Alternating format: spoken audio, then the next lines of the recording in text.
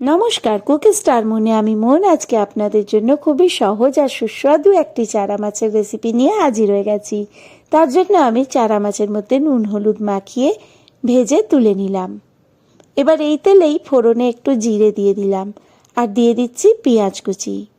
তারপর কিছুক্ষণ নাড়াচাড়া করে নিচ্ছি। এবার এর মধ্যে দিয়ে দেব টমেটো কুচি, তারপর হলুদ গুঁড়ো, শুকনো লঙ্কা গুঁড়ো আর স্বাদ মতো নুন দিয়ে দিচ্ছি। তারপর কিছুক্ষণ নাড়াচাড়া করে কষিয়ে নিচ্ছি।